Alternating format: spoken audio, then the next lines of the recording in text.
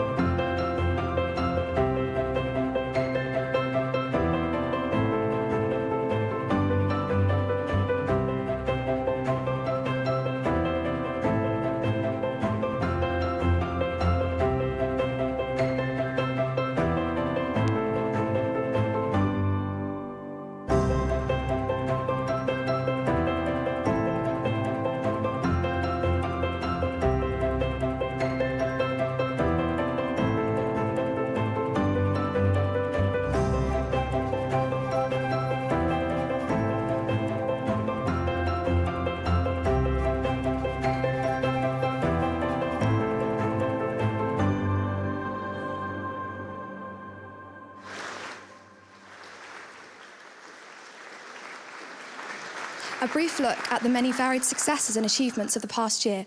But now let's cross to the main hall to welcome the platform party to the stage.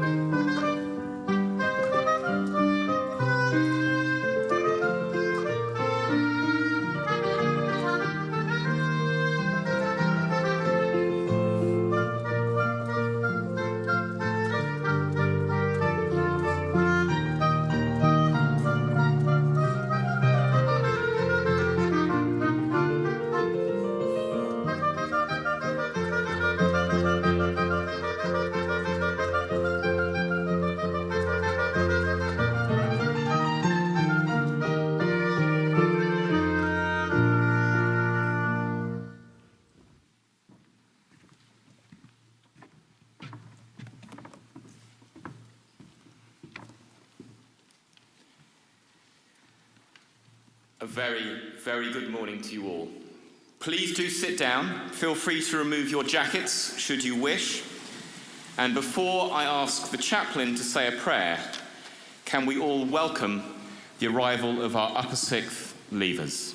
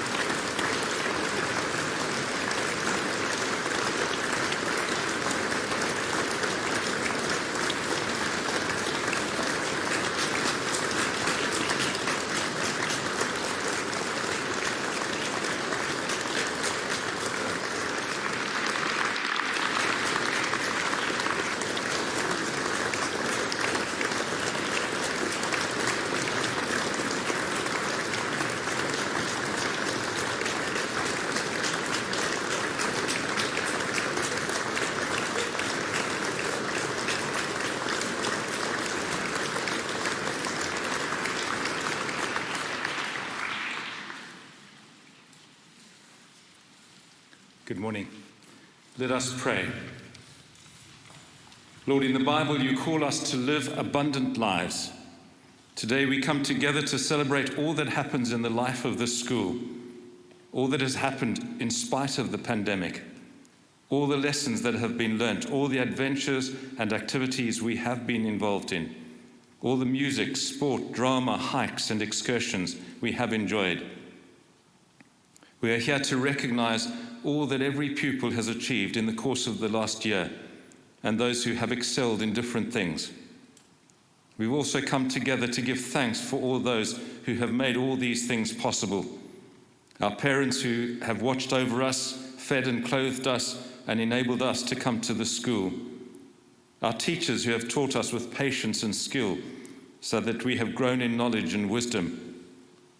Those who have not given up on us and seen the potential in us. The support staff, the non-teaching staff with their varied roles who enable the school to function effectively, whether it is handling the finances, providing meals, or maintaining the facilities and the grounds we enjoy. Our friends who have stood with us in the good times and the difficult times. For your presence undergirding all we do with your love, we give you thanks. We ask your blessing on these speech day proceedings and invite you to be our unseen guest, adding your blessing to this occasion. In Jesus' name we pray. Amen.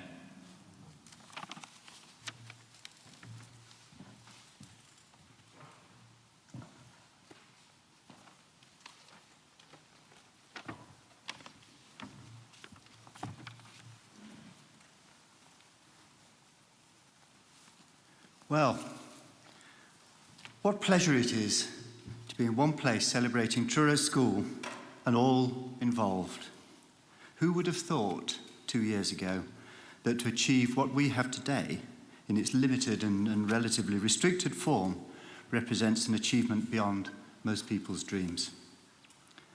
There is an exciting day ahead, so I'll be very brief. But firstly, a hearty welcome to you all, pupils, parents, honoured guests, and all staff. It's so pleasing to be able to see everyone here in reality. As human beings, there is a dynamic in interaction which just doesn't exist in the virtual world. And to those of you watching remotely, I hope you get the gist. Maybe next year. There are some major thanks to be given for making this all happen. Gone are the days when it was a matter of putting out a few hundred chairs. The work involved in sanitising, the cleaning, the risk assessments, the operation is all so very different. So my first thank you is to all the operational staff that have made this possible. We appreciate so much. 2 years ago, Mr. Gordon Brown was head and Kim Conchie was chair of governors. There's been a changing of the guard, a freshening of the offering, or to use a sporting narrative, a double substitution, fresh legs and maybe a change of system. I'm sure that our head would join me in thanking our predecessors for all their work. A new job is so much easier on a sound footing. I led the panel of governors that appointed Mr. Johnson. That was in November 2018. At that time, there was no COVID, not even a hint. With the arrival of 2019 and beyond, our head must have wondered what he had taken on.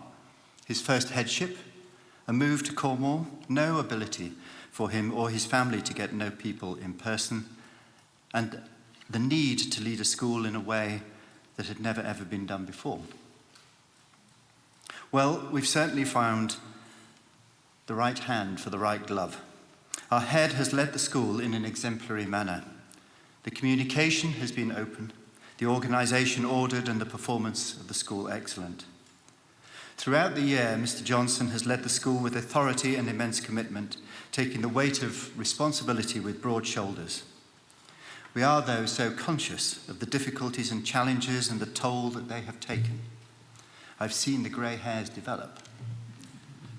If there was an R rate for the development of grey hairs, we'd be in lockdown. What you have done in driving the school forward and onward with the support of the senior leadership team has been immense. And on behalf of the governors, we thank you wholeheartedly. I would also like to congratulate all staff in the school for what they've done this year, both in the teaching cohort and the support sector. Nothing is the same anymore. There is no established template. Everything needs to be thought through and planned anew. Take, for example, school meals, year group bubbles, teacher-assessed grades, the general operation. All require careful and detailed planning. Take also how well the school did with the remote learning in those cold, dark, wet, windy and winter months. Not only in the subjects that perhaps fit into teams with an element of ease, but also those subjects that require real imagination and invention to succeed in a virtual environment. This brings me on to you all here, pupils, parents, guardians, carers, along with those who can't be with us. The school isn't anything without you all. We're so conscious as governors of the sacrifices that have needed to be made throughout the school year in all respects to maintain and achieve what we have done. Your commitment has been immense, and combined with the staff is what makes Truro School the community that it is. The way that everyone has pulled together demonstrates what can be achieved through dedication and application. There are two other sectors I would like to thank. Firstly, the governing body. They are all volunteers who give their time in the interest of education. Their dedication, wisdom and support is so valuable. Secondly and finally, I'd like to thank our business director, Kieran Topping, and his administrative team. During these times, we've had to be so nimble financially and operationally. Many decisions have been difficult to take, but all are done in the interest of the long-term presence of the school, and we're in a far, far better place now than we would have imagined last March when the pandemic first struck. In adversity, there is a pulling together. And without wanting to sound too Churchillian about it, there is a stronger bond through the school and through the school community. Together we are more robust, and the communication and community spirit that we have had over the last year is something to hold on to and to build upon. So on behalf of myself and the governing body, thank you all. There are exciting times ahead as a degree of normality returns, and as a school, we'll look forward to deliver our aims and maintain our values in the community that is Truro School. Thank you.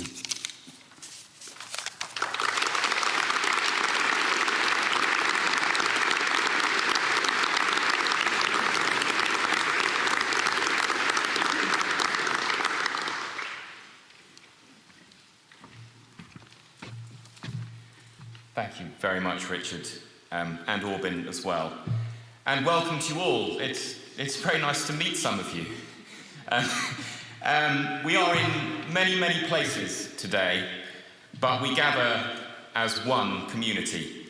I too want to start by recognising and thanking. And I want to start by recognising the scale of everybody's achievements, and not just the achievements of those who will be today collecting awards. To measure the scale of an achievement, it is useful to ask whether it has ever been achieved before. Well, very little of what you have all achieved this year and last has ever happened before. We can all say with confidence then that you have achieved something great. I take my hat off to the pupils for your resilience and positivity, to your parents for your understanding and unwavering support for this school, and to our staff, teaching, non-teaching, prep and senior. You are exhausted, I know, but it is an exhaustion infused with the knowledge that you have given everything, and often more, for each other and the children who are at the heart of this school family. You are magnificent. I would like to thank Kath, my EA, for organising me and this event, neither of which, I can assure you, are straightforward tasks. Thank you very much, Kath. I will, at this point, go off-piste. Jenny, Isaac, Hugh, just behind here, there's a bunch of flowers that I would like Kath to have. Where are you, Kath? I'm going to embarrass you in front of everybody. She's hiding. That's the problem with going off-piste, isn't it? I'll tell you what, Jenny, if you can hold those, or leave them there. The pandemic still presents... Oh, here she is, go!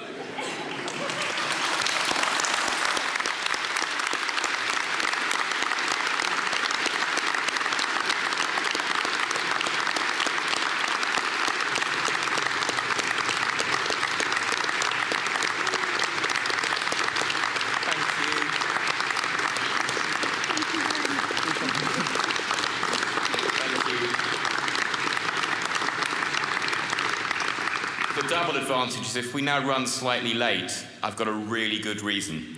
I want also to thank all of our alumni who will be joining us, many of them from afar, who support us with such generosity.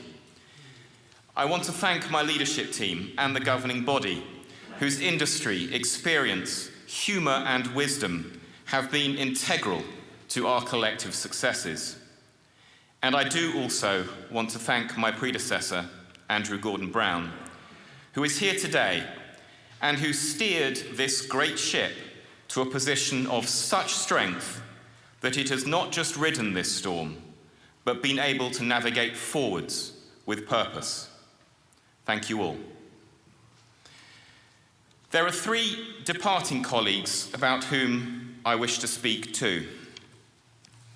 First, of the tragic loss of one of the kindest of men. In February this year, Colin Martin passed away unexpectedly. Colin had been a caretaker here since 2015, always helpful, Always positive and always willing to muck in and go the extra mile, Colin was the epitome of our estates team. As a Manchester United fan, he is no doubt smiling down now as his players thrive in the Euros. He was also a proud and honourable family man. I know he is greatly missed by all who were fortunate enough to have known him. Amidst the praise given by colleagues, this one quote stands out for me. "I miss his support and his friendship, as will all the team." God bless you, Colin, and thank you. This summer, Ian Kenyon leaves Truro School after 41 years and having already retired once as head of geology.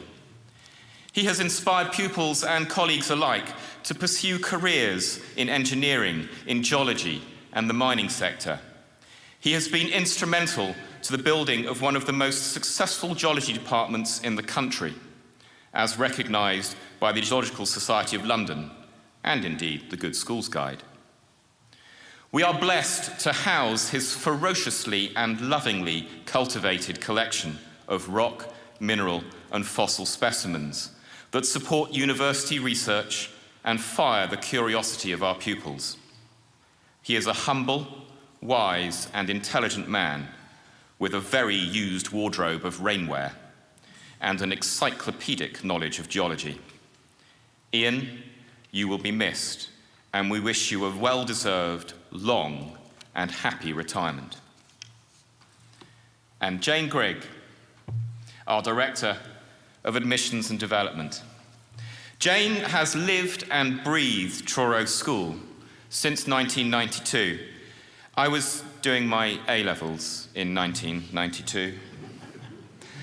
In the time it's taken me to get a degree, train as a teacher, work in 4 different schools, and journey to be here, you have been utterly and unwaveringly dedicated to the service of this community. As a parent and as a custodian of its values and its mission, you leave on a real high. Boarding is full and thriving. Our sixth form is vibrant and growing, and we will begin next year with the strongest school roll for a decade. For you, rightly, it is more than just the size of this family that matters, however, but its nature.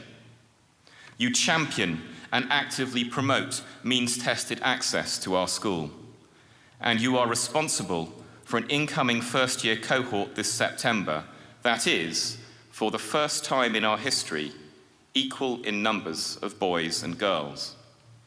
In fact, rumour has it, there may even be 2 more girls than boys. You have been central to this school's transformation into a truly coeducational and ever more inclusive community. We wish you every success in your move into consultancy. Thank you.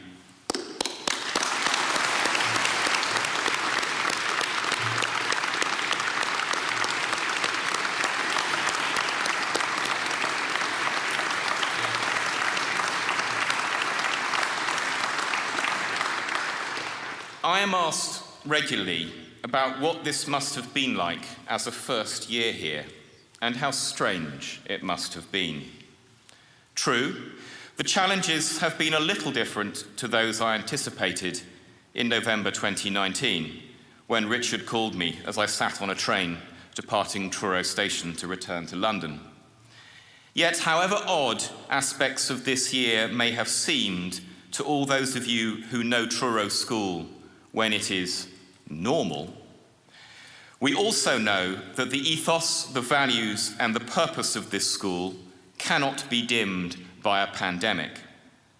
I can see that clearly, perhaps in part because I am not comparing this year to any other that I have experienced here. I see our values shining brightly through, unobscured by comparison with the past. This year has been inspiring for me and a learning process I cherish and value. We never stop being learners.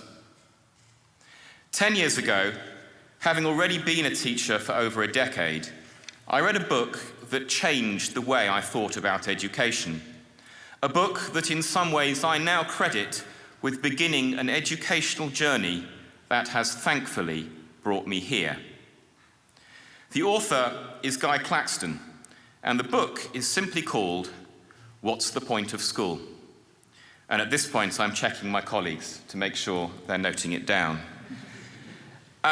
It's a rallying cry to challenge the dangers of both embedded traditionalism and faddish progressivism. He begins his book with the following: "The purpose of education is to prepare young people for the future. Schools should be helping young people to develop the capacities they will need to thrive. What they need and want is the confidence to talk to strangers, to try things out, to handle tricky situations, to stand up for themselves, to ask for help, and to think new thoughts. This is why a great education is outdoors as well as inside, online as well as off, musical, artistic, dramatic, full of activity and sport, of off-site community engagement and trips, and balances all of this with an unashamed passion for intellectual discovery." In his conclusion, spoiler alert, he writes that each individual's educational story should be a tale of trials and adventure, of learning daring do and learning heroism. When I reflect on the years the pupils listening now have spent in this school, and especially recently, I see plenty of trials and adventure. Reject casual commentary that is out there about lost generations and learning gaps. You are not a generation who have missed education. Not only have you kept up, you are in fact a generation who have had more education in its truest sense than you could possibly have expected. Handling tricky situations, learning daring do, and learning heroism have abounded. Your preparation for the future has been unexpected, but it is strong, and you will be all the more capable of leading and shaping our world for the better as a result. So what's next for those leaving us and those returning next term? Well, here I shall indulge my inner historian. Studying at university, there were many characters who fascinated me, and some lecturers who inspired me, who set me off on journeys of curiosity, the very best antidote to boredom. One such journey took me from a brilliantly eccentric lecturer called Tim Blanning, through a collection of essays he edited, to a chapter on international relations by a historian called Paul Schroeder.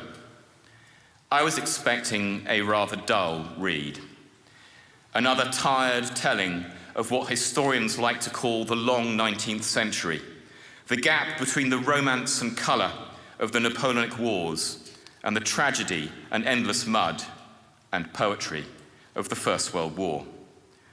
But Schroeder changed the game. He commented that most historians try to explain war.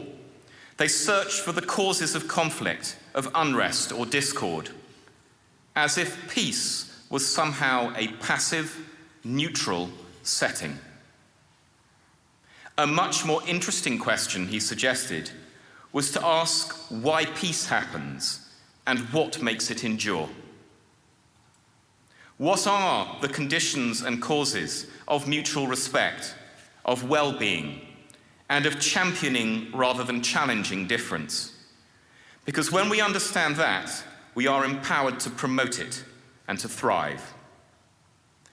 Following the many battles that we have had to fight over the last year and more, we must all now foster and sustain environments in which we can all flourish, aspire, and be well. It is our values and our determination to embody them in action that will be key. The courage to be ourselves, the curiosity to learn, the creativity to share, the compassion to champion the needs of others, and the confidence to look ahead with belief. It is the very essence of our motto and our Methodist heritage. My congratulations to you all today, especially to our leavers, and I do hope you enjoy a superb summer. Thank you very much.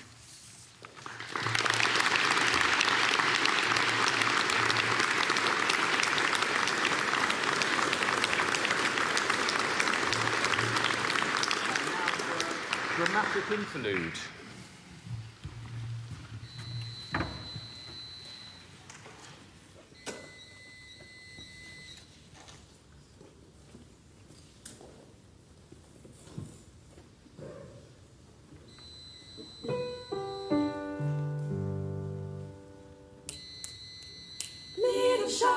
Little shop of horrors, little shop of terror, call a cop. Little shop of horrors, no, oh, oh, no.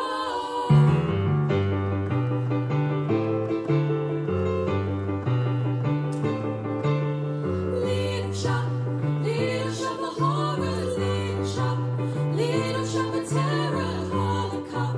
Little shop of horrors, no, oh, oh, no.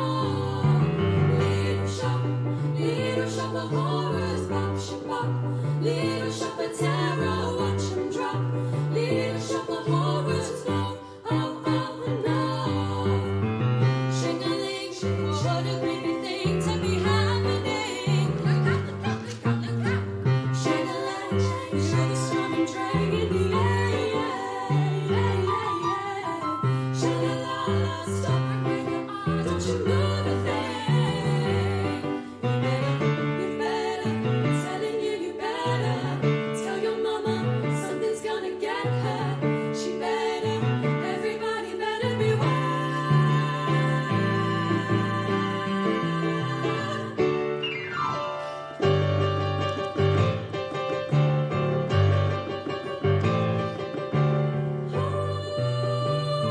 Here it comes, baby. Tell the bones, baby. Oh, oh, no.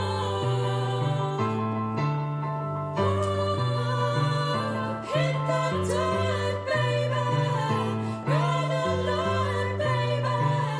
Oh, oh, no. Oh, oh, no. Alley-oop, shoot, surely got the scoop, trying to warn ya. Look out. Run away, try you gonna pay for fair. Yeah. Look around, something's going down the street for you. You betcha, best believe it, something's gonna get ya. You betcha, better watch your back and your tie. Yeah. Come a little shop of horrors, bop, shabop. You never stop the terror. Little shop of horrors, no, oh, oh, no, oh, oh, no, oh, oh, no.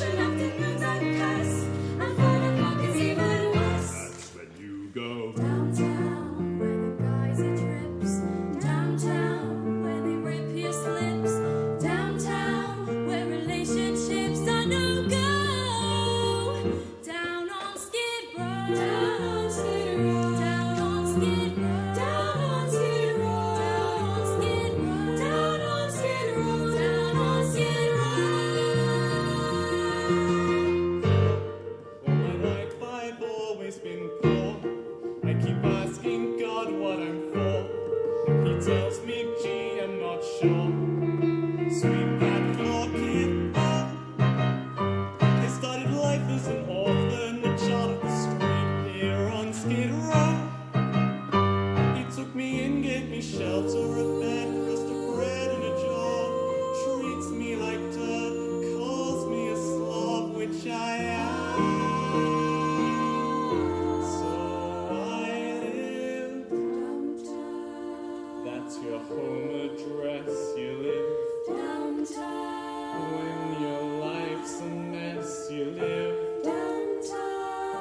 Where depression's just status quo. Down on Skid Row. Someone show me a way to get out of here. 'Cause I constantly pray I'll get out of here. Please won't somebody say I'll get out of here. Someone give me my shot or I'll rot here. Show me how and I will, I'll get out of here. Touch on climb it uphill and get out of here. Someone tell me a story, get out of here. Someone that I'm stuck here. Please show me swell, don't get out of here. If you got it, that's well, then get out of here. I'm having no hell to get out of here. I'm writing a lot to get out of here. I'm having a lot to get out of here. People tell me there's not a way out of here. Don't believe me, I've gotta get out of here.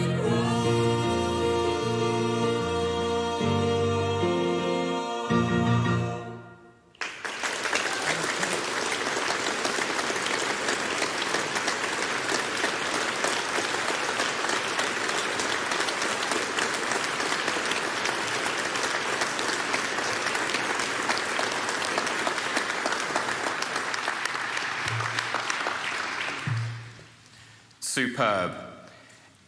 It now gives me great pleasure to call on our guest speaker, Sophie Dowd, ably assisted by my deputies Shaun and Emma and everybody else, to award the prizes.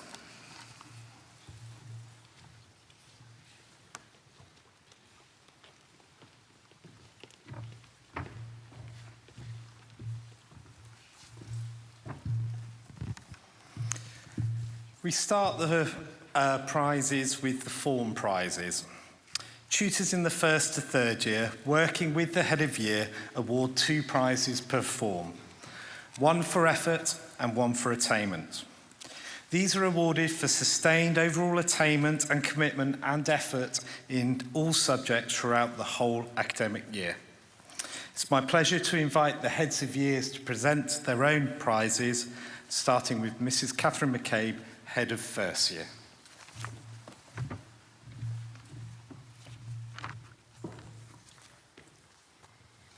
It seems no time at all since we met in the SBA on Induction Day last September. There have been many special moments. The form rooms crowded with an amazing variety of model volcanoes. The Junior Gala concert only 2 weeks ago, and the recent trip to Porthpearn, to mention just a few.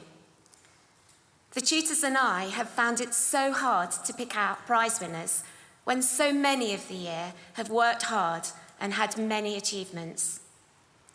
However, the prize winners for this year are for efforts: 1H, Ori Robinson; 1J, Tora Uva; 1K, Georgia Lenny; 1L, Jackson Pinkney; 1M, Beatrice Hawkins.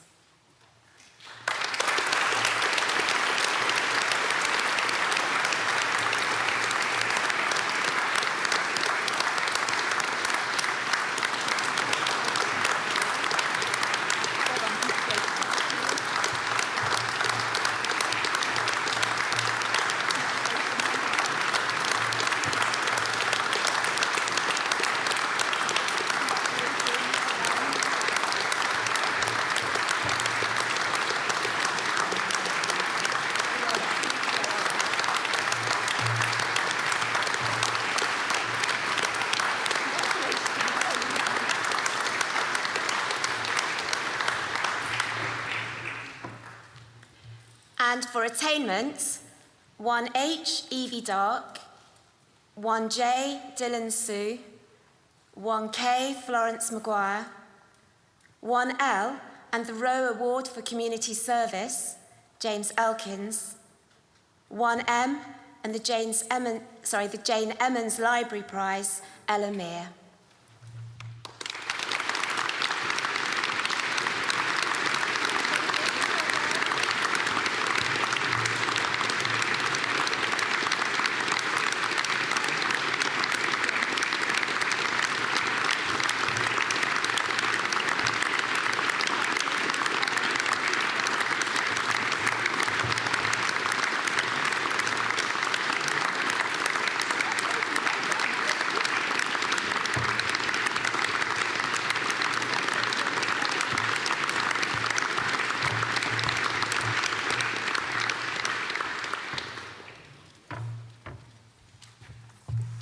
So for the second years, it's been a privilege to be a head of year to this group of students over the last 2 years. They're yet to have a normal year at Truro School, but despite the challenges this has brought, they've worked hard both in school and remotely, made the most of all the opportunities on offer, and have definitely bonded as a year group with plenty of time spent together in their zone within the school. It's been an honour to work with them so closely, and although I pass them on to Mr. Picton next year, I'll certainly follow their progress in the coming years. I'm delighted to be able to announce the prize winners this year. The second year effort prizes go to 2H, Ella Sorsby, 2J, Sophia Waters, 2K, Billy Stevenson, 2L, Oscar Ashby, and 2M, Ankita Ravindranath.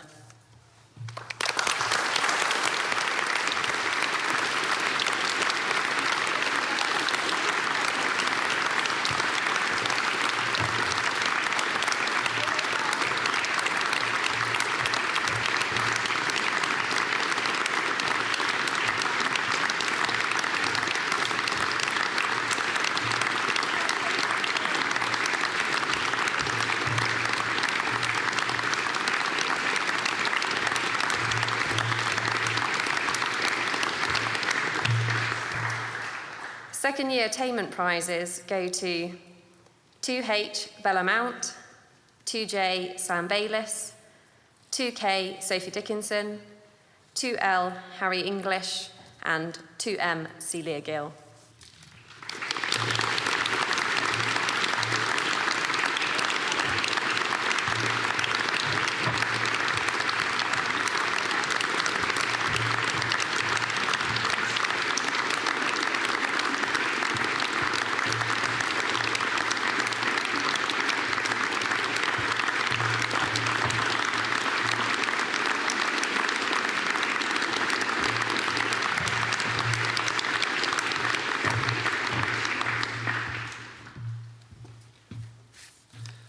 Good morning, Truro School. This year, certainly we want to remember. The third year have been built on 3 words: respect, trust, and responsibility.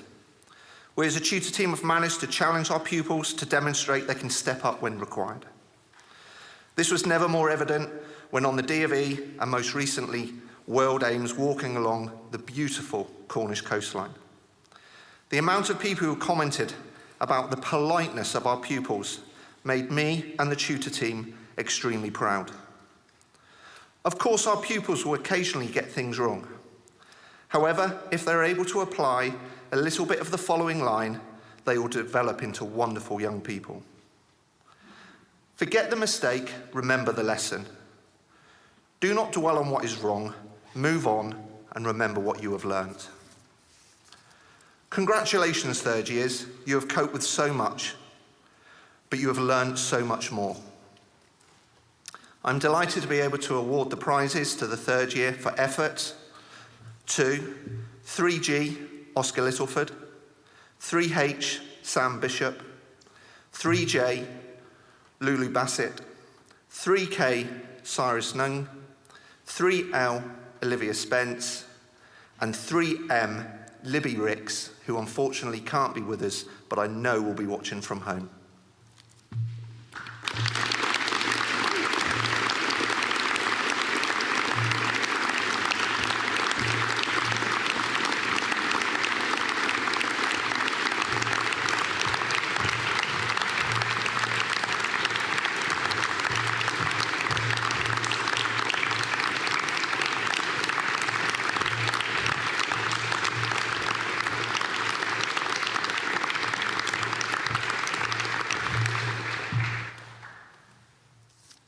And for third year attainment prizes, 3G Tilly Hines, 3H Kai Hanford, 3J Matthew Jones, 3K Sophie Mitchell, 3L Ellis Henderson, and 3M Evie McIntosh.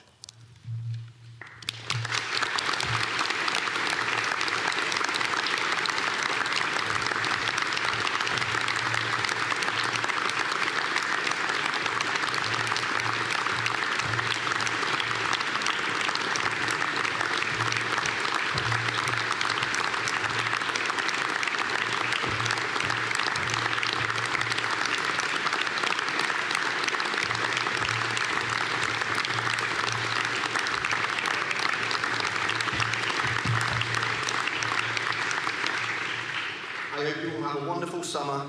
It's coming home.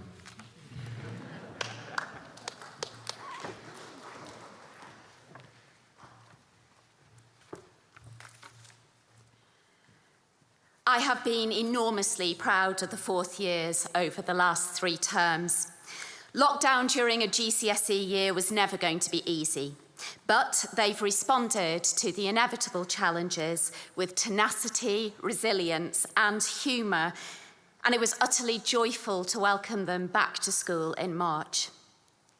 Since then, the list of achievements has been truly impressive, both academically and supercurricular, with students being selected for numerous elite and national training schemes in the sports world, the filming of an exciting feature film, The Yielding, which will be hitting Truro School community screens in the near future, well over 2/3 of the year group out on Duke of Edinburgh bronze and silver expeditions, accolades for volunteering in the community, and stunning performances in last week's summer music concert.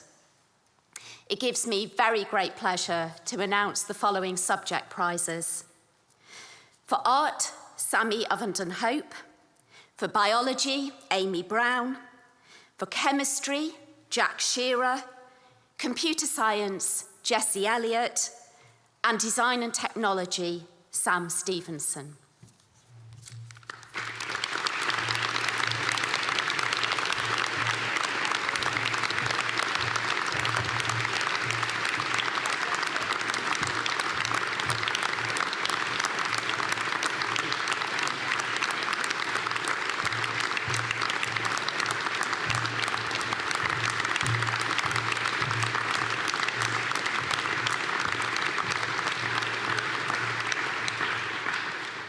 For drama, Emily Mayhew. For English, Libby Worrell. French, Oliver Thorpe. Geography, Martha Nelson. And for geology, Laura Waterhouse.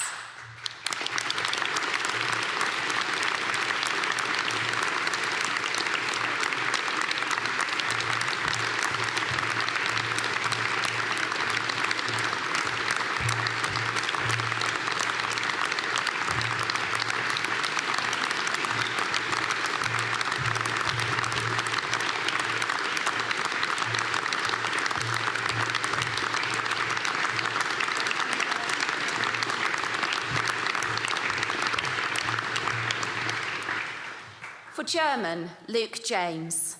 For history, Anna English. Maths, Ben Ash. Music, Laura Odling. And for physical education, Lockie Newton.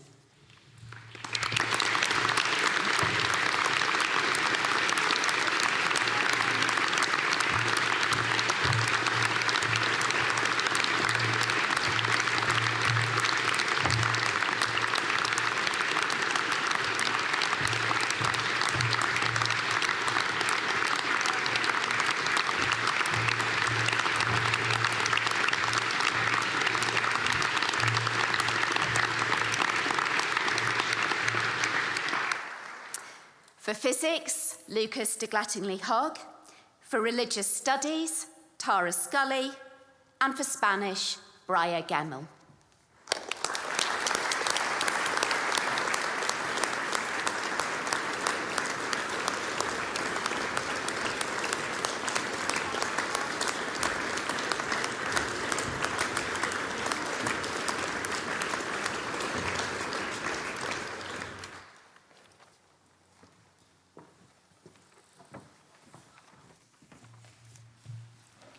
Good morning.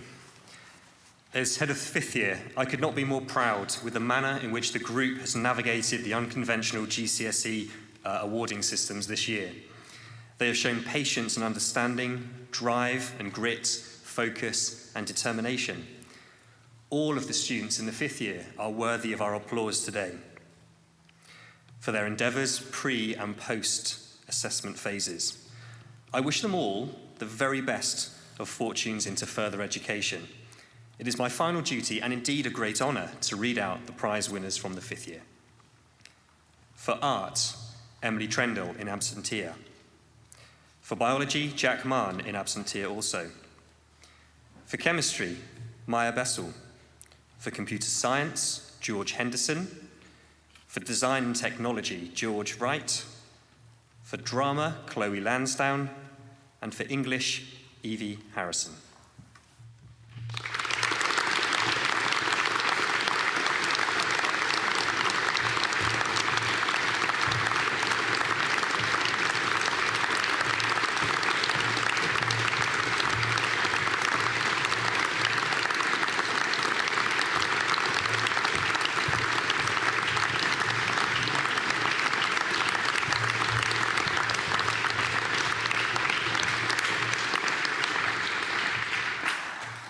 In French, Thomas Sheriff.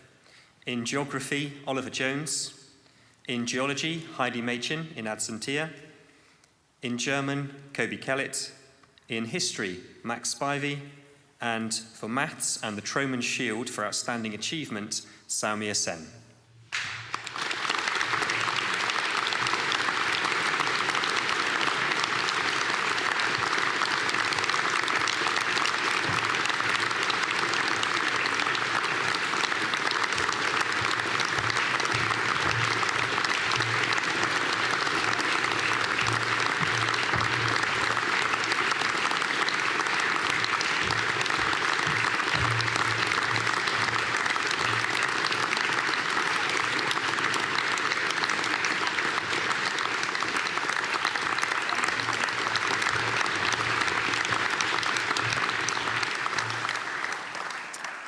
The prize for music, Millie Montgomery Smith. For physical education, Tilly Waters. For physics, Misha Tunstall-Behrens. For religious studies, Imogen Dowse. And for Spanish, Joe Trudgeon.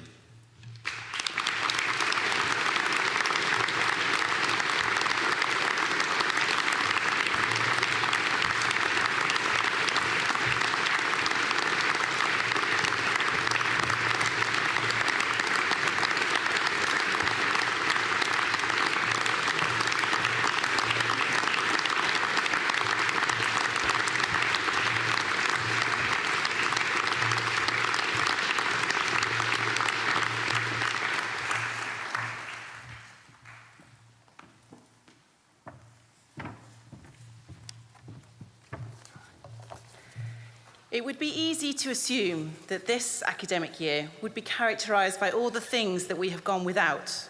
But in reality, in this year's lower sixth, I see curious and inspired young men and women with a strength and resilience you would only expect to see in the Cornish granite around us. They have triumphed, excelled, and dealt with all the adaptations which have come their way with maturity and good humour. Yes, there haven't been as many trips or socials as we would have liked, and they have missed out on getting to know the upper sixth, but they have enjoyed the vast adopted social space in the Heseltine Gallery, and they have formed a bond amongst themselves which I have not seen in all my years in the sixth form. I have realised through them that there really is nothing, and I mean nothing, which can't be settled through a game of ping pong. Lower sixth, you are the most wonderful of year groups. Kind, funny, wise beyond your years, and it has been an absolute pleasure to be your head of year this year. I am delighted to announce this year's prize winners. For art, Orla Eddy. Biology, Amy Westwell. Business studies, Grace Heaney. For chemistry, Jenna Hunter. For computer science, Lulu Clayton.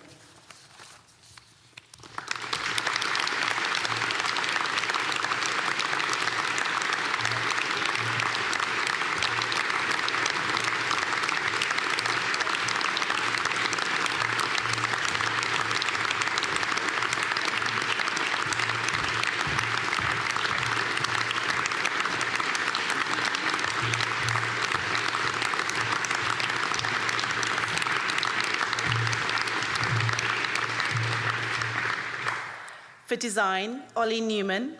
Economics, Seb McClough. For English, Katie Martin. French, Sarah Young. And geography, Jason Aliff.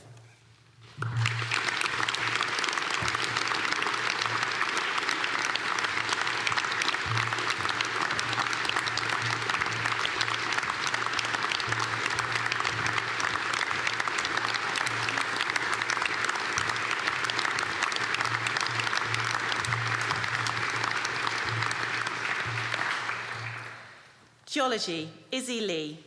German, Jack Michaels. History and the Cyril Wilkes Memorial Prize for Modern Languages, Ben Thorpe. Maths, Ed Ash. And for music, Izzy Thorns.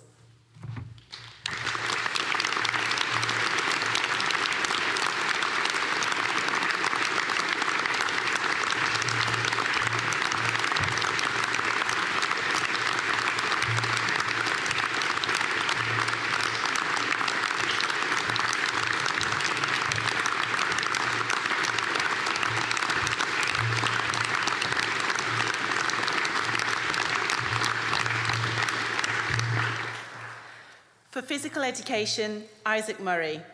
For physics and the C.L. Bryant Prize for the Best Sixth Form Scientist, Ethan Hilton.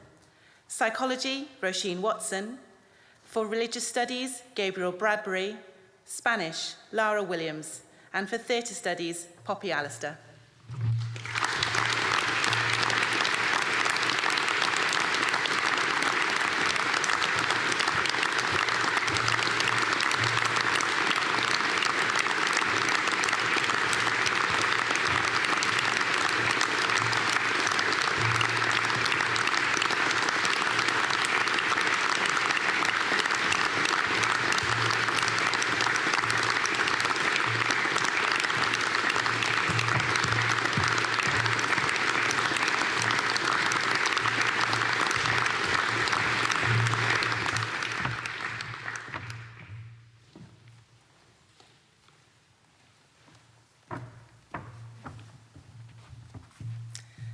It's been an absolute pleasure to lead the sixth form this year, and it's been one of the busiest summer terms for an upper sixth than I can remember.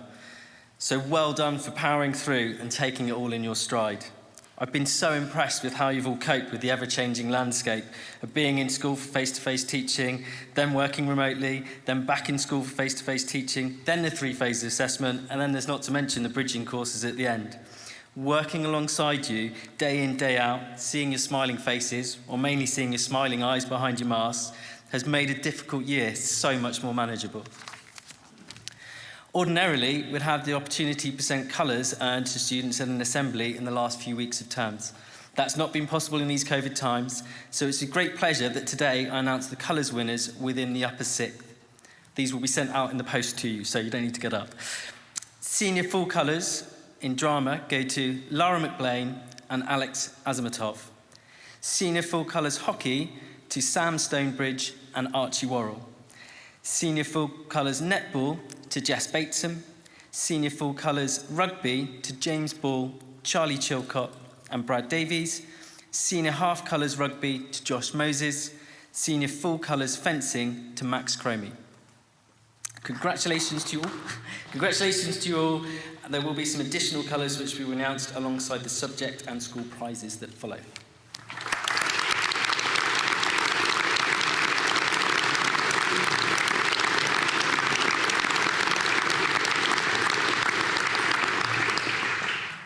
I'm always awestruck by the plethora of skills, hard work and general awesomeness of the sixth form community, and now I have the privilege to celebrate that awesomeness by reading out this year's awards for upper sixth. For those upper sixth who are hopefully off to new pastures, we wish you all the best, and remember, don't be a stranger. Do come back and visit us. We will miss you, and so will the ping pong table. I'm delighted to announce the following prize winners. For art and senior full colours football, Cameron Gerd. For biology and symphony orchestra prize and senior full colours music, Holly Morris. For business studies, Amy Lyndon Travis. For cookery, Will Simmons. For chemistry and the Bagaya Charity Cup, Henry Hallam in absentia.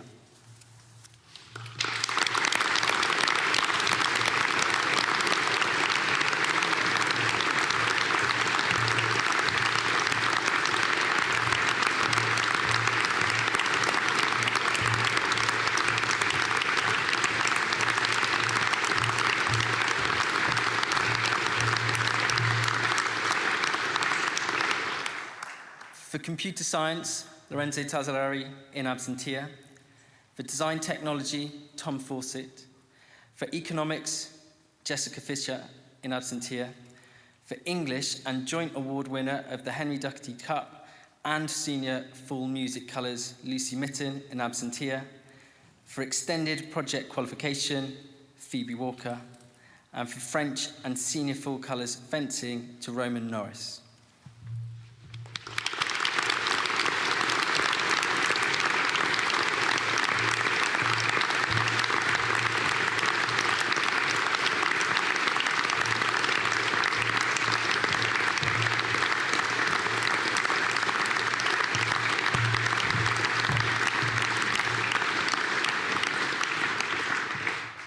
For geography, Will Bassett-Cross. For geology, Molly Machen in absentia. For German and history, Onda Fresser in absentia. For maths and the Ken Palmere Music Cup and senior full colours, Thomas Lawson. For music and jazz orchestra prize and senior full colours, Romano Bezzi-Codetta.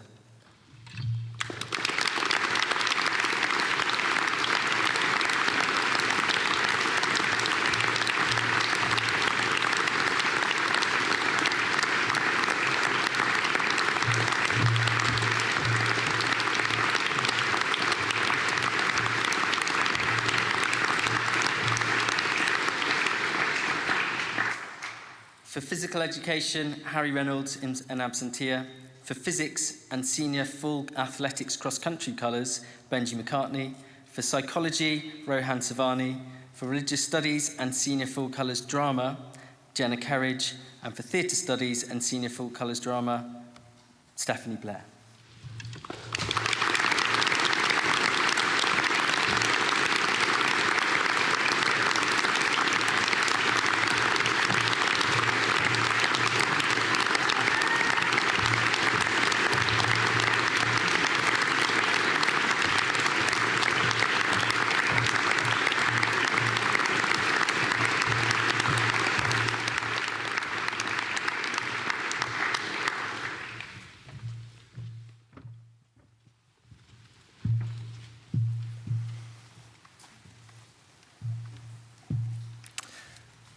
And now for the school prizes. The Fanshawe Boarding Cup, Trevor Chan and Stephanie Choi in absentia.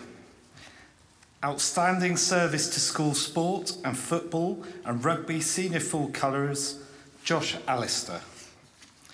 Outstanding sporting achievement, Finn Hawkins in absentia. Senior Choir Henry Doherty Music Cup joint award winners and senior full music colours, Gracie Carlston and Tallulah Lee. Junior Choir Ted Brown and Junior Choir Imogen Hawkins.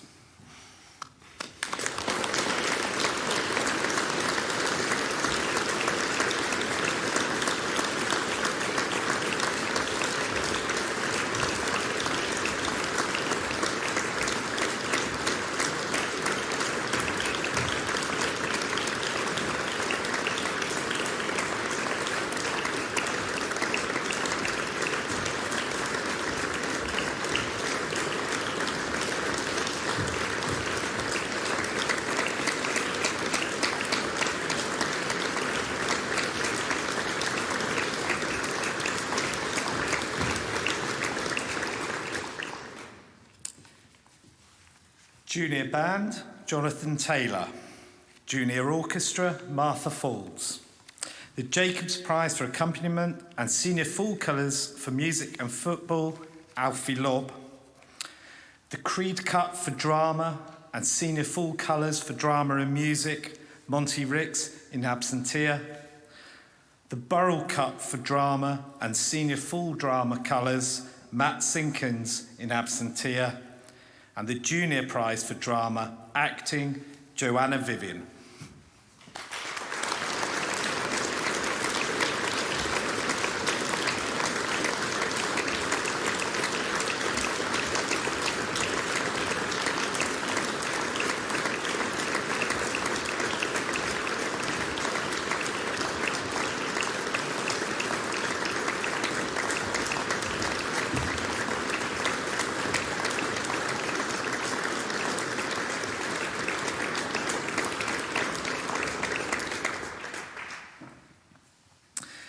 Junior Prize for Drama Technical, Max Caddis. Debating, Anna Orwin. The Jubilee Cup for Excellence in Design, Grace Kitching. The Art Prize, Oscar Fletcher. The Nichols Prize for Service to the School, George Stevens. And the Wilde Lang Prize for Humanities and Senior Full Fencing Colours, Darcy Holdsworth.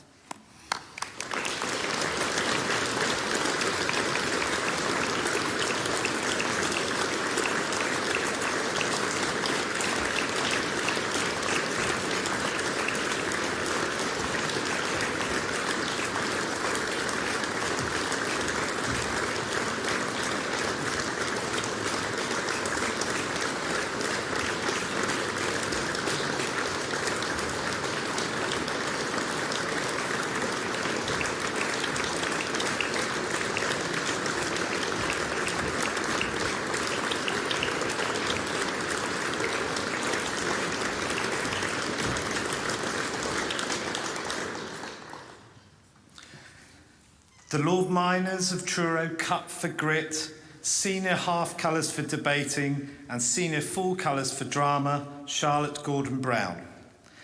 The Day-Lewis Prize for Initiative and Enterprise, Finlay Harris and Thomas Orchard. The Lord Miners of Truro Leadership Award to Isaac Dale. The Heads Cup for Outstanding Schoolwork to Ellie Chen. Senior Full Colours for Drama, Senior Half Colours for Debating, the Clay Prize for Theology, and the Essay Quanvideri Shield to Jenny Deuce.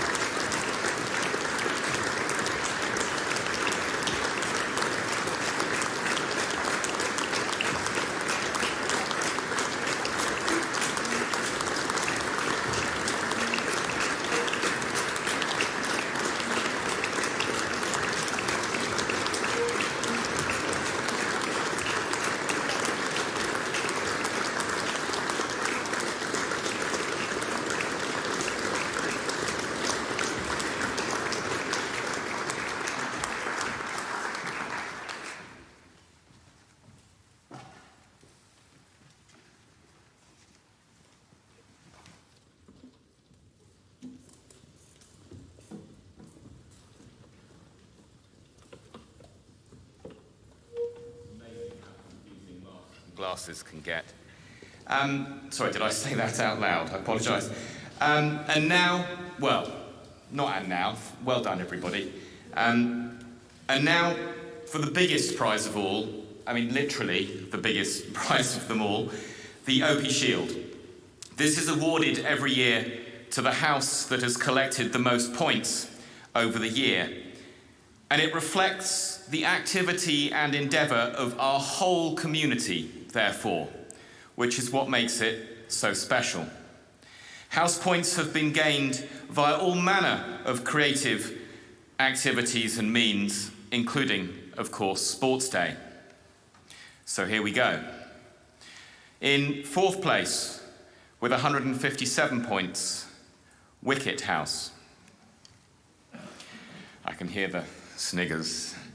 In third place, on 159.5 points, Vinter, which leaves two houses.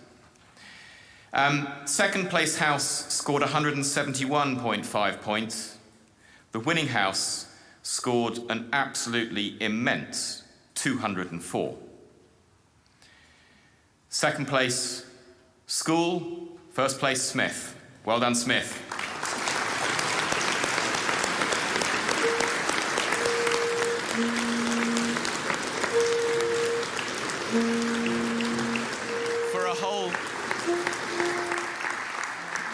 For a whole variety of reasons, we're not going to try and lift that up. We'll go straight to some music.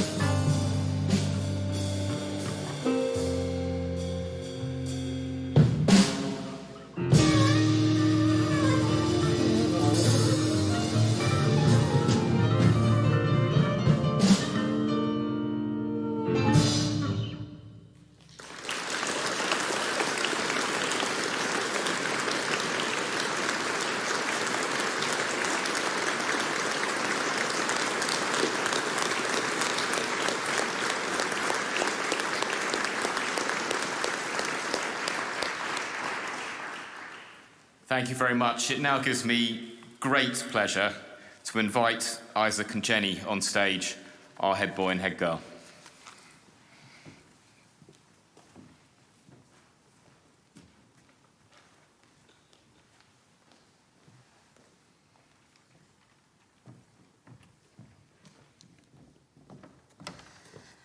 Hello, everybody.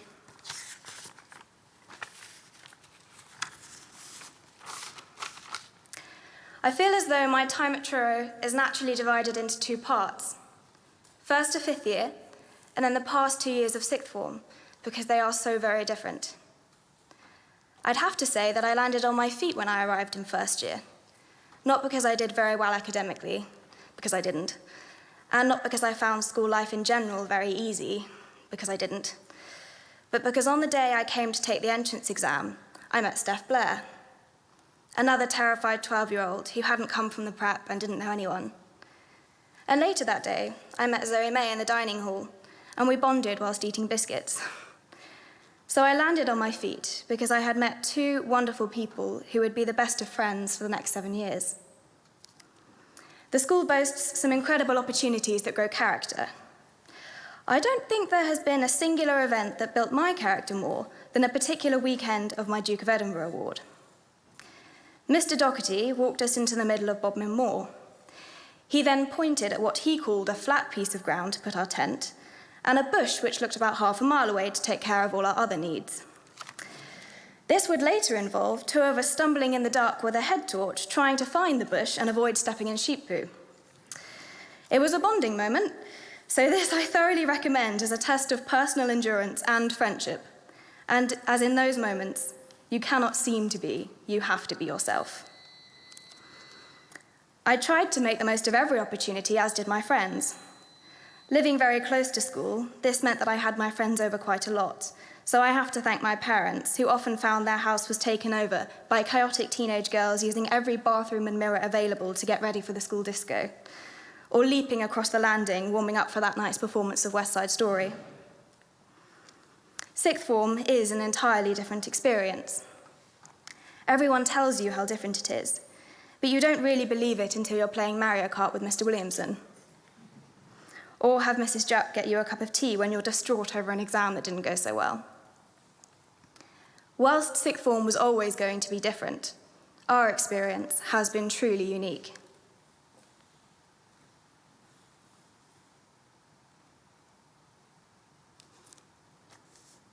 We all had to sacrifice and adapt. Dr. Spring in particular, after he realised that everything he said was now being recorded. But we made it nonetheless. It's a strange feeling, as Holly said, to be the ones actually leaving. But I think I found a quote from someone that sums it up pretty well. Nanny McPhee. She says, "When you need me, but do not want me, then I must stay. When you want me, but no longer need me, then I have to go." I think as leavers, this is something we can all relate to. There were times when I didn't want to be at school. Maths clinic springs to mind. And now I find myself wanting the safety and familiarity of school, but know I no longer need it in the way I did before. We really are ready to leave. Sometimes I felt I'd never be. But for everyone who gets to stay, trust the process. And when you can, enjoy it. Thank you.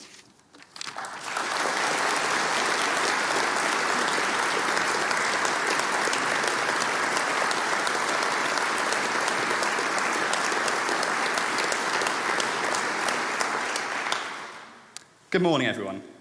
Before I joined the school in sixth form, I just knew Truro School as a school which seemed to be the best at everything. We used to wonder, was it the altitude training from being up here on the hill? The legendary dining hall lunches? Or perhaps, was there some other secret ingredient? Now, after being at Truro School for 2 years, I think I've finally uncovered what makes this place so special. So whilst the Wednesday roasts are a taste sensation, the facilities are world class, and the teaching is outstanding, I've come to realise that this secret ingredient is a lesson ingrained in us over the course of our time here. You won't find this lesson on any exam specification, nor will you even realise you're learning it. This lesson is the importance of opportunity, to embrace it with both hands and run with it. to see opportunity where others don't. This was never more true than in the many games of ping pong in the sixth form centre. Some may have seen a kettle, or a bin, or even a sofa. But we saw ping pong bats.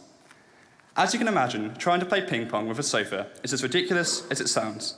And so I think at this point, I should thank Mr. Williamson and Mrs. Jupp for putting up with our shenanigans over the last 2 years, as they were busy enabling us to make the most of the chances we've been presented with. Opportunity is everywhere around us. Just make sure you take it. For as Mr. Excel is keen to let us all know in every gym session he ever runs, he'd definitely have played professional rugby if he'd just taken the opportunity to go to the gym more. Or, as some may put it, just been better at rugby. It must be salt in the wound to have to work with Mr. Sanson, who's the tallest professional rugby player none of us had ever heard of. There are many things I'm going to miss from our time here at Truro. I'm going to miss Mr. Gustafson's unwavering enthusiasm, as you would assure us, "You're doing really well, guys," and that this really was degree-level chemistry, ladies and gents, regardless of what Mr. Seymour's facial expressions may have led us to believe. But a thank you I couldn't leave without saying is to Mr. McCabe. The impact he's had on me personally is immense. I know if it wasn't for him, I wouldn't be stood here today. And the effect he has on everyone he encounters is just as great. Although it does amaze me how someone so intelligent can still struggle to connect their camera and microphone to a Teams meeting every day for 6 months. Everyone remembers when and where they were. Mr. McCabe bestows the ultimate honour upon you by referring to you as peeps, instead of the run-of-the-mill tiddly peeps. It's a moment I'll never forget. Truro School and life in general is full of opportunity, academically, sporting, and creatively. What we must all ensure we do, though, is to actively search out the ping pong bats in life, for you never know what exciting shots it will allow you to take. And so my last thank you is to all of you that make Truro School the amazing place that provides so many life-changing opportunities to us all. In the wise words of a previous head boy, a school that owes you nothing but offers you everything. Thank you.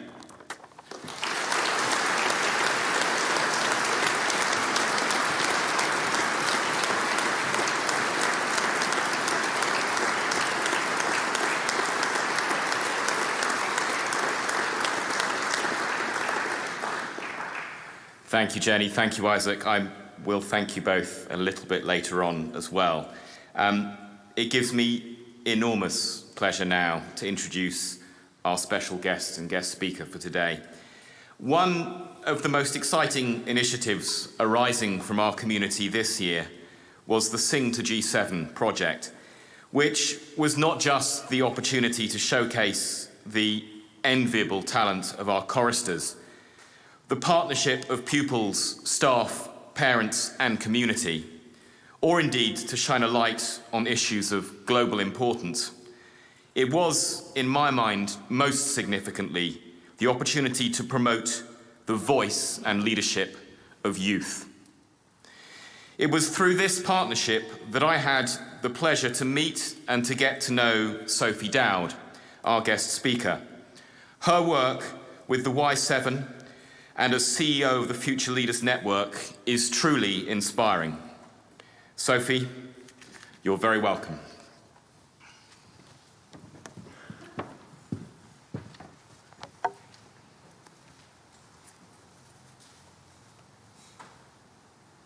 Good morning, everyone, and thank you very much to Andy for inviting me here today. Thank you to the governors, to the members of staff who have so warmly welcomed me, and thank you so much to parents and students for being here today. It is an honour, a privilege, and a pleasure to be speaking to you on this very special moment in your careers. My name is Sophie Dowd, and I'm Chief Executive Officer of the Future Leaders Network. We are a not-for-profit organisation aimed at discovering and developing the next generation of social, political, and economic leaders, many of whom, I'm sure, are sat in this room. Today, I want to talk to you about how this year, young people genuinely have changed the world, and how you can be a part of that. As many of you will know, and as Andy has just mentioned, this year the UK government hosted the G7 presidency.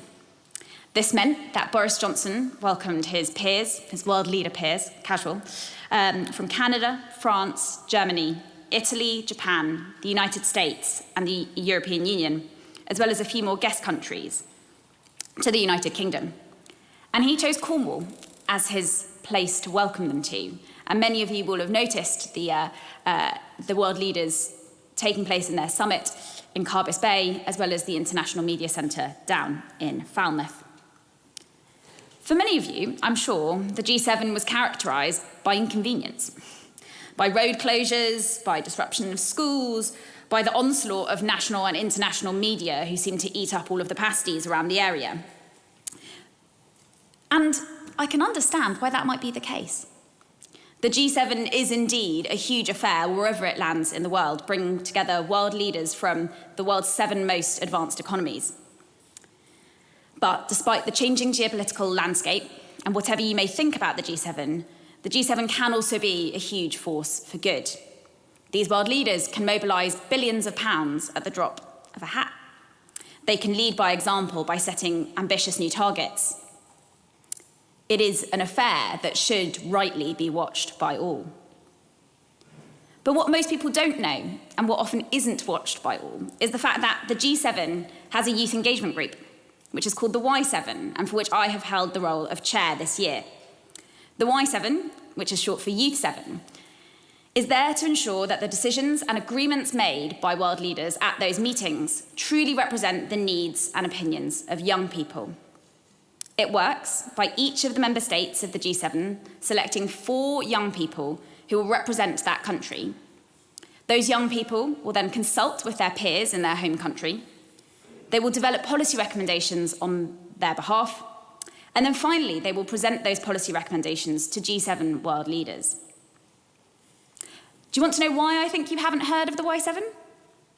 Probably because it's never had any impact before. The Y7 has largely been seen as a mock G7, as something for the kids to do whilst the adults were really doing the business behind the scene. And so when I took the role of the Y7 chair in January 2021 this year, I vowed for that to be different. In the same way that this school is built on values, so too was the Y7 built on values. 3 of them: inclusion, development, and impact. In terms of inclusion, we wanted to genuinely represent the voices of all young people, not just across the UK, but across the G7. We are richer together. Those diversities of experiences can inform and create better policy outcomes and policy recommendations for world leaders. So, I took on the unenviable task of making sure that we brought in more youth voices than ever before. I started back in October 2020, when I recruited my task force, 10 young people who would go on to deliver the Y7.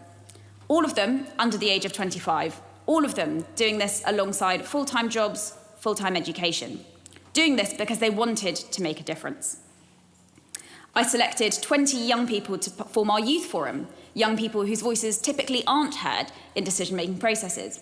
This included, for example, a young girl who is the daughter of a farmer in rural Wales to talk about the impact of climate change on her and her family's life. I also selected the most diverse set of young people ever to represent their countries. There were 33 of these, and I'm proud of each and every one of them. I created a new programme, an At the Table Ambassador programme, of 200 young people across the UK who would talk to their peers about what the G7 was. Collectively, those 200 young people spoke to 2,000 young people about what they wanted to see world leaders do. And finally, I oversaw the largest youth consultation for the G7's history, where we consulted over 10,000 young people from across the G7. All of this with no money. I wanted to make sure that every young person grew from this experience. I wanted to make sure that we all became the leaders that we wanted to be from this experience, not despite of this experience.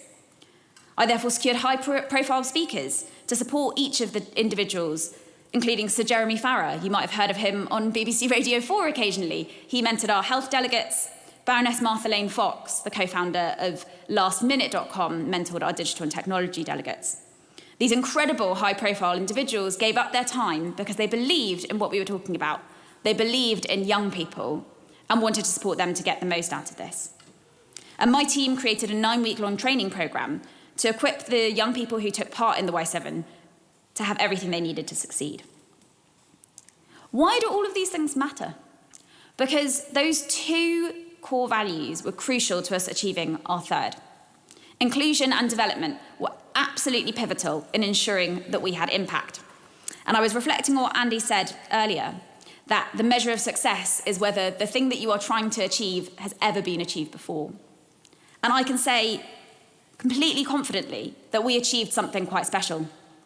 For the first time in history, young people spoke at official working group meetings of the G7, taking part in negotiations and putting forward the views of young people right there with G7 diplomats who were trying to agree what world leaders would commit to. For the first time in history, we had young people speaking at ministerial meetings on both climate and the environment and digital and technology, as well as one young person sitting in on a round table with none other than the Chancellor of the Exchequer. For the first time in history, young people's recommendations were covered in international and national media, including BBC News, BBC World News, Sky News, Radio 4, City AM, and Politico. But most importantly, we actually changed the world. For the first time in history, young people genuinely changed what world leaders agreed and discussed. Young people had been campaigning tirelessly for the inclusion of mental health in the G7 leaders' communiqué, and they had been told time and time again that it was not a priority, that vaccines and diagnostics, that therapeutics and the pandemic were more important than mental health. And young people answered back, this is the silent pandemic that if you do not discuss will become the next big crisis that you cannot ignore. Those young people, in the face of many people telling them to drop it, that it would not impact what world leaders said, continued. And they did change the world. Mental health was included in the G7 leaders' communiqué, and that is a direct result of their actions, a direct result. And I know this because I spoke with the Prime Minister twice, and he confirmed to me that mental health inclusion was as a direct result of young people's words. So I wanted to conclude by sharing a few of my reflections on what it's been like to be part of this process. Our theme was making waves for future generations. We wanted to be a part of the G7 process, but we also wanted to disrupt it. We were not willing to stand by and let the status quo persist for the sake of convenience. We would champion inconvenient truths. And I think some of the reflections I have on how we have made waves for future generations are really relevant to you as school leavers today. The first is that we can make waves, but only if we work together. I mentioned the number of people who worked together to make the Y7 a success this year, and you might have thought that those numbers were slightly strange. Why did I mention them? Because each of those numbers represented a person, an individual, who collectively put in one paddle, one stroke, one push, one gasp, one kick, which helped us to create that huge wave of change. Each and every individual was crucial to the success, but none of them were sufficient. You cannot do this alone, but you can do it together. And so I ask you, as you leave the school today, what you will do as a community to change the world. Today is not the end, it is the start of a new wave. And I hope you will continue to connect, to share ideas, to spark those moments that will change the world. Alone, there is so much to do. Together, there is so much we can do. The second thing I would like to share with you today is great things don't just happen to you. When I took on this role as chair of the Y7, it actually meant nothing. No one would take my calls. I emailed, I phoned, I pestered, very nearly got a restraining order, and that was because no one knew what the Y7 was, because it had never had any success in previous history. But I knew that what we were doing was powerful. I knew that what we were doing meant a lot to me, and I knew that what we were doing was genuinely changing the world for young people now and in the future. And I persevered. I put in thousands and thousands of hours on Zoom, on WhatsApp, on FaceTime, to make the Y7 a reality. I worked with my fantastic team of volunteers who equally put in those thousands of hours on Zoom, WhatsApp, and FaceTime. And the result? I was the only chair of an engagement group to be invited to interview the Prime Minister. I regularly get BBC News journalists calling me up on my mobile. I can safely say that through my stewardship, the Y7 has actually changed the world. What I want you to believe is you can change the world. You can do it. Your credibility isn't given to you. It is created through the behaviours that you demonstrate day in, day out. So start small. Don't be disheartened when the big things don't come your way at first. Focus on something you care about. Focus on something that you know you can make a difference in. And soon, the good things will come rolling into you instead of you knocking on their doors. So, to close, I'd like to congratulate each and every one of you on your experience here today at Truro School, on the incredible education you have received, on the opportunities that you have made the most of. But I'd like to encourage you to think big, to think about your next steps, to be positive and proud of the impact that you can have on the world. Young people are a powerful force for change. Together, we can make waves for future generations, and I look forward to hearing about all of your successes in the years to come. Thank you.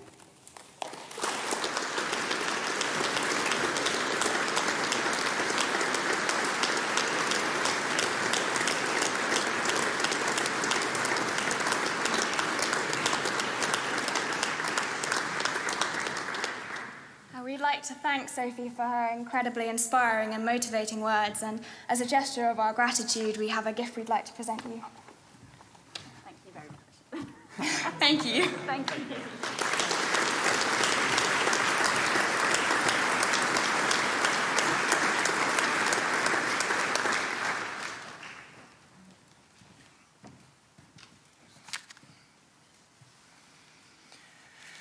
Yes, I fully echo all of those thanks. Thank you so much, Sophie. I do also want to thank Isaac and Jenny, and also Monty and Holly, the head boy and head girl and deputy team, for all of your support this year, not just for the school and your peer group, but for me.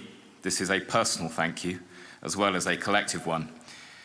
We've had breakfast once a week, and I won't mention crumbs. Your support, your good humour, your insight, and your industry has been immensely helpful to me.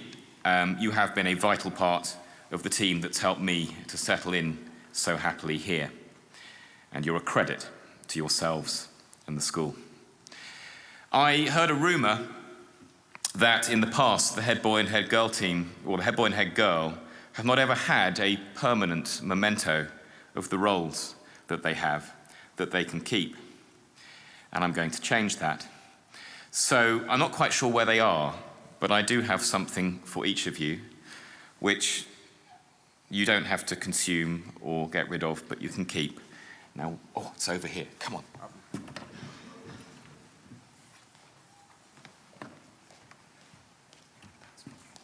Thank you, sir.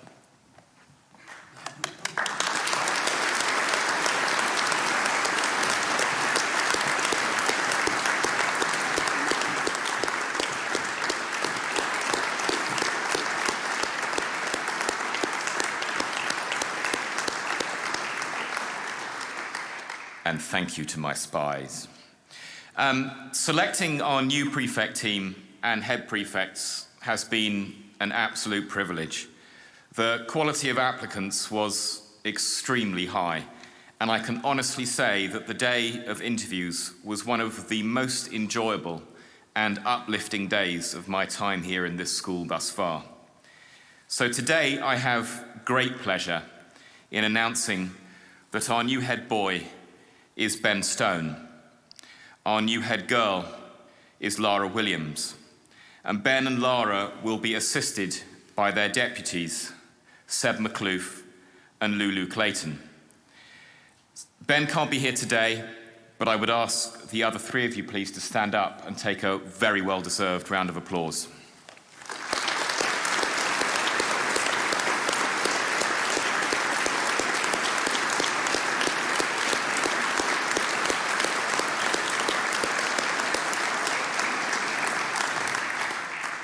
I look forward to working with you and the rest of the prefect team just as much as I have truly enjoyed working with Isaac, Jenny, Monty, and Holly. Before I invite the chaplain to the stage to give a final benediction, I would just remind you all that there will be a voluntary collection at the end of the ceremony in aid of the World Health Organization for vacancies as you leave the building. Thank you all ever so much for sharing today, whether you are here or whether you are remote. It's been an absolute privilege and a pleasure. Please stand for the final benediction.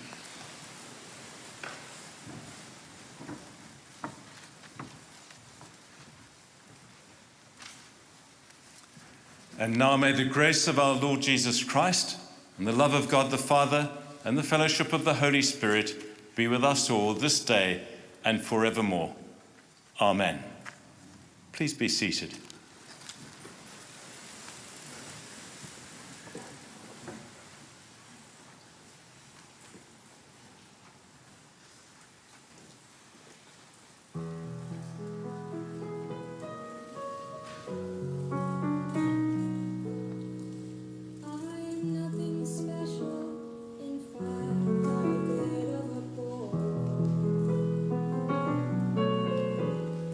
If I tell a joke,